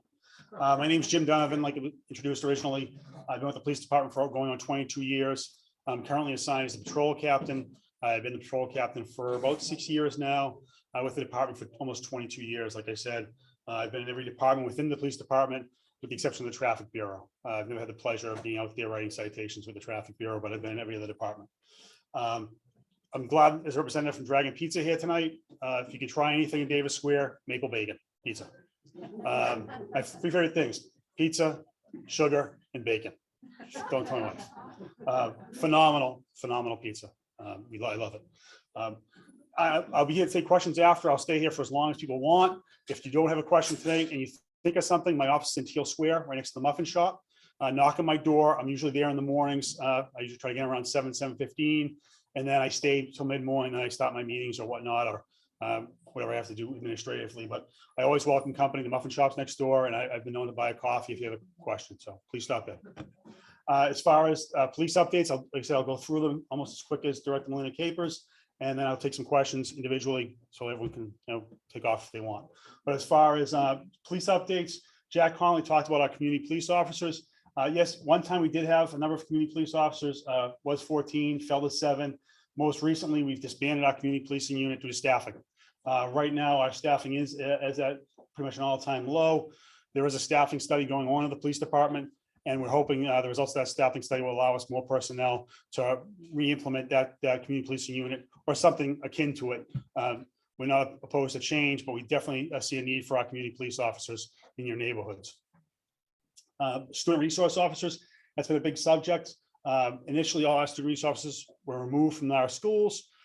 The Somerville PTA had voted to remove the SROs from the schools. There is negotiations going on now, talks with the PTA and a working group in the police department and the administration within the school department and the school committee. I apologize, school committee. I don't want the school PTA getting mad at me. The PTA is actually, I think, kind of pushing the issue more. And I think there is an agreement close to the works of having something like a hybrid method of having an SRO, if not in the schools, working with the schools. So there'll be more to come in the next meeting. Accreditation. We presented before at these meetings, the Somerville Police Department is an accredited police department. What that is that the Massachusetts Police Accreditation Commission creates a number of standards, and we have to meet those standards. Somerville PD met 382 standards to achieve their accreditation and then re-accredited this year. This re-accreditation that takes place every 3 years, and we meet our re-accreditation this year. I will say most police departments that are accredited are small, so it's difficult to become accredited. We are one of the largest police departments in the state to be accredited. As far as police reform, you may be aware of it. There was legislation passed in the last 2 years regarding police reform and training. There is now a body that sits in composed of 9 members, like it says up here, 6 non-law enforcement. They're appointed by the governor and the AG, and they recertify officers. I just went through the certification. They're doing it in thirds, so it's like A through F, we'll say. I just got reaccredited this year, and then the next third will get reaccredited the following year. The third year, that last third will get reaccredited, and they'll come back to me 3 years from now. What does that mean? It means the officers are licensed, like doctors are licensed, plumbers, electricians, and if an officer loses their certification, they can no longer practice as a police officer in this state. And that list is shared with other states as well. So if we have a police officer that loses their certification, we hope that does not happen. If they lose their certification and they want to go to New Hampshire, let's say, that information is available to New Hampshire that police officer would decertify by Massachusetts and why. So those are our updates. As far as crime, we have some crime data for you. Citywide, we've seen an increase in crime, 10% over 1 year, 11% over 2 years. For your ward, we saw an increase of 5% over 1 year, 7 incidents. and a decreased 4%, 6 incidents over 2 years. We've looked at the data, and what we found, especially in Ward 6, is what's attributing to that? Not violent crime. It's package thefts, and we're concerned about that with the holidays coming. Theft of motor vehicle parts. I don't know if you've been in tune with the TV and the news. Cadillac converters. It's part of your exhaust system. There's precious metals in those. They go into your car. They're running out in about 15 seconds. They cut them, they take them, and they junk them. They get a significant amount of money for them. We do have an officer assigned to a regional task force on that, but it is very difficult to track. And the third thing for Ward 6 is bicycle thefts. We are seeing an increase in bicycle thefts. I met recently with our crime analyst, and we are going to move some resources to Ward 6. Don't tell your residents in Ward 7, but we're going to take this Ward 7 officer, and we're going to move him or her down to Ward 6, during certain periods during the day that we determine that it's more crime. They're not going to ignore Ward 7, but we move our resources. We base it on the data we get, the information we get from you, the public. I always say, I see people, you might see me walking. I love to walk. People say, oh, my car was broken into. First thing I say is, well, did you report it? And people say, well, they didn't take anything. And we don't have a crystal ball. We need to know everything. If nothing was taken, your car was still broken into. A package was still stolen. You have to tell us this. This is how we direct our resources. We look at the reported crimes, we move our resources to address the crimes. So we need your help. Next slide. Just some crime prevention tips. Car brakes, always lock your doors. People always say, my doors are locked. And then they bring up this, I've seen in the media that is this like universal beeper for cars that opens doors. Does not exist. You didn't lock your doors. I don't say it that way, but there is no universal beeper. Motor vehicle theft, vehicles running, we're seeing a lot of that. Delivery drivers, Uber Eats, DoorDash, these drivers leave their cars running. We're not seeing a lot of cars stolen. We're seeing a lot of running cars stolen. And that's what we're seeing a lot of. Motor vehicle theft of parts, I addressed that. Bike theft, I talked about that. Package thefts, I've discussed that as well. People going back to work, they were in the office, their packages are coming during the day. A lot of times, pre-COVID, I had a lot of packages delivered to my mother. She's 90 years old. She lives up in Teal Square, and she knows everything that happens on her street. And then as soon as that package hits the front porch, she knows it's there. So I used to have them delivered there. You can have them delivered to Whole Foods now and a number of other places. So there are alternatives. If you're not going to be around to receive a package and it's valuable, I would suggest take advantage of one of the alternatives. I talked about how we deploy our cars based on crime data. Detective assigned to the Cadillac Converter Theft Task Force, and that's our criminal investigation division. I do have Lieutenant Shan here in the back. He's a gentleman with the white shirt on. He is lieutenant in charge of our criminal investigation division. I don't think he can stay, but I can probably answer any questions you may have for CID as well. But I think that's our last slide. And these are the numbers we provide to everyone. If we can leave them up there, there's good resources for a number of things that you may come across that we interact with these different organizations. But I could probably take one or two questions, but I'd rather stay and take individual questions. So those of you who want to leave can leave and not feel rude. But does anyone have a question that wants the group to hear? Yeah. Slides will be posted on somervillema.gov/community meetings with an S.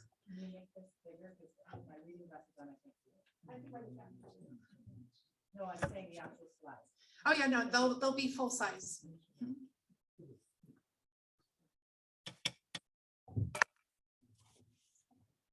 How does the police department feel about a safe consumption site?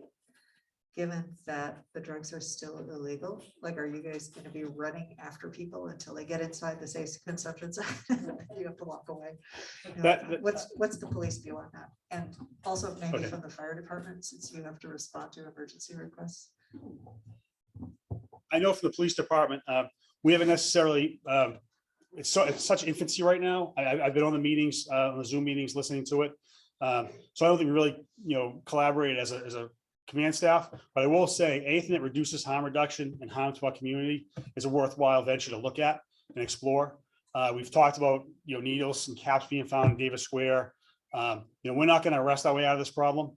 I've been doing this for 22 years. When I first started, I was, 20 years ago, the mentality was different. It's like gung ho, go, go, go. And we're still fighting the war on drugs. It's not a crime problem per se. It's a homelessness problem. It's a mental illness problem. It's an addiction problem. It's a multifaceted problem. That's the only way we're gonna solve it. It really truly is. I'd love to say I could clean up Davis Square right now for you, but that's a lie. We're working with the Homeless Coalition. We work in our own core department, community outreach and harm reduction. There's clinicians working out of the police station, working with the police officers. I could talk about it all night. They have full access to our offices, full access to our system. We collaborate with them.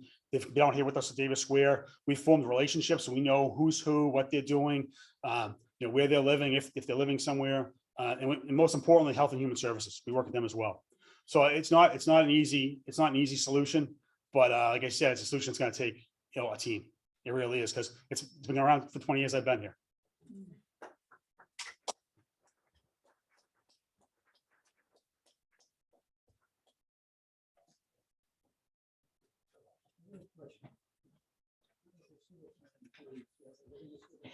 Okay, well, that concludes tonight's meeting. Thank you all again for sticking out with us tonight. Staff will be hanging out as we break down if you have additional questions or if you'd like to one-on-one conversation. Again, if you have additional questions, if you prefer to email cm@somervillema.gov. I get those directly and I will relay those to the appropriate department for follow-up. Thank you all. Thank you, staff, and have a great night.